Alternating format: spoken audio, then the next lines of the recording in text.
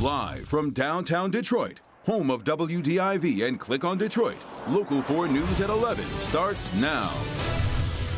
After hours of both public and closed-door meetings, Shelby Township's police chief remains on leave, with many in his community calling for his firing.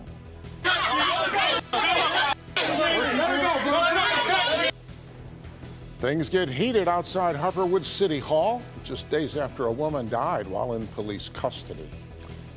The family of Priscilla Slater was joined tonight by activists and elected officials to demand answers into how she died. Slater was found unresponsive inside a holding cell Wednesday at the Harper Woods Police Department. Jason Colthorpe joins us now live. And Jason, we know things nearly got out of control during tonight's protest at City Hall.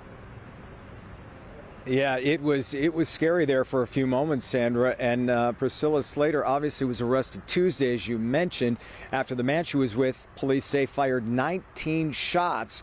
And then he was also taken into custody. And then Wednesday, as you mentioned, she was found unresponsive in that cell. Well, today, she comes from a large family, so her family, friends, others showed up here to demand justice when things took a turn.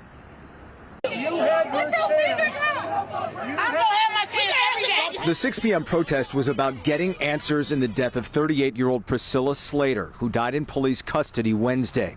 Mark DeAndre of The Mark D Show and 7 Mile Radio was live on Facebook. You got these race soldiers up here, white supremacists right here. This lady, look at the eyes. But about an hour into the protest, some people, including Slater's family, confronted Harper Woods Mayor Ken Pointer. Then moments later, She over there ripping up people's signs. protesters saw the mayor's wife tearing up a sign. Things quickly escalated. Everybody went crazy on her. The mayor and his wife were eventually let into the building. We want justice! We want justice! We want justice! I went there and I wanted to speak to the family and offer our condolences. What was meant to be something positive and condolences turned out, because of a number of outside agitators who are not even from Harper Woods, they have made a really good,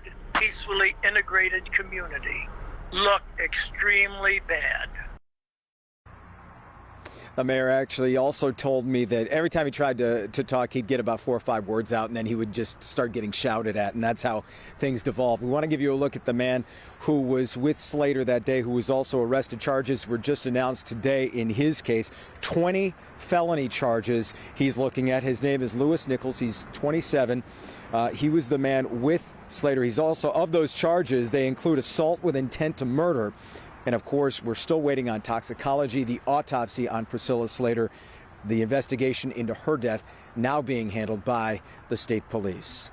We're in Harper Woods tonight. Jason Colthorpe, Local 4. And, Jason, what did the mayor's wife say about the sign? She said she definitely tore it up. Here's how she explained it. She said this had been going on for an hour. She was looking out at the crowd. She said there was a man that kept saying some very harsh language. I can't even allude to what it was. It was that crude. And she said finally she turned to go inside. She was looking on the ground. There was a sign that a protester had left there. It was on the ground. It said, "F the police." She picked it up. She tore it up. And that's when the crowd saw that things really escalated and they were ushered into City Hall. Yeah, Sandra. They escalated indeed. All right, Jason, thank you. Shelby Township Police Chief Robert Chalide may lose his job over inflammatory posts on his private Twitter account.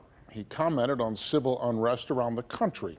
Our Mara McDonald is live at Shelby Township's government offices. Mara, did the Township Board really meet for almost 5 hours?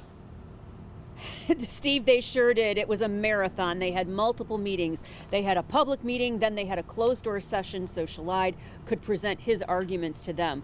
Bottom line is this. They made no decisions tonight. They had their 2 meetings. The township supervisor tells me he anticipates the board will make a final decision on whether the chief remains employed here next Tuesday. It does not represent the police department. Our police department does not represent the views of Shelby Township, our community. No question about that. But we'll have more to say on Tuesday. Shelby Township Supervisor Rick Stathick is speaking to us after tonight's public and closed-door meetings.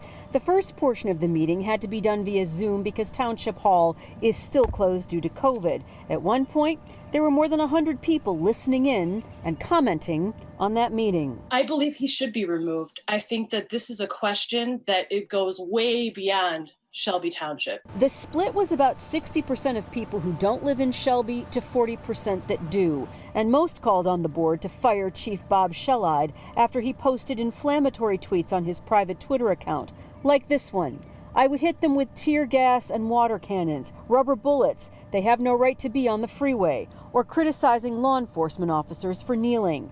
The chief did have his supporters, though, who weighed in. While I do not condone or endorse violent acts against those who are exercising First Amendment rights, I do support a leader exercising his rights to express his willingness to abide to a sworn oath to protect and to serve. Back here live. So those who are calling for the chief's ouster are saying, look, if I'd tweeted this at work, I would be fired. While those who are supporting Shellide say, look, these tweets aren't meant to talk about protesters. They're meant to talk about people engaging in criminal activity like rioting or looting, and they feel that there are outsiders coming into their community trying to use this for their own agenda. We're live in Shelby Township tonight. Everything's going to be revealed next Tuesday. Back to you. Ben, tracking much cooler temperatures for the weekend. And Ben, while it's not going to feel like summer, it should still kind of be a nice weekend, right, for outdoor activities? I think so, especially in the afternoons. But I'll tell you, seeing Jason and Mara in jackets in late June, that was stunning. But temperatures are in the 50s out there, and they're going to be even cooler by this time tomorrow night. Let's go to Storm Tracker 4 because we do have some thunderstorms that are in the area. You can see those moving through the south zone. A couple lightning strikes, but that cell really started to blow up there in western Lucas County once it got south of the state line there west of Toledo. Most of what's left is just some rain there in southern parts of Lenawee and Monroe County. That should be cleared here before midnight, maybe a couple stragglers behind that, and that's about it. Otherwise, those temperatures are going to be cool as we go forward. The other thing we got to watch are the northeast winds. Lakeshore flood advisories for Sanilac and St. Clair counties. That is in effect until midnight Saturday. And here's a snapshot of tomorrow, starting out in the 40s in some spots, but 54 by 8 o'clock. We'll be on our way to 68 for a high. That's the coolest high that we have, and then we'll be on the upswing past that. We'll see how quick it gets hot, and it will get hot. That's all in a few minutes, guys. Thank you, Ben. Now to the very latest developments in the coronavirus, including a big announcement from Governor Gretchen Whitmer. Starting Monday, overnight summer camps will be allowed. The governor's executive order says camps still need to follow guidelines that will be handed out in the next few days. The order also allows K through 12 school sports and other in-person extracurricular school activities to resume. The activities must take place outdoors. Indoor exercise facilities remain closed.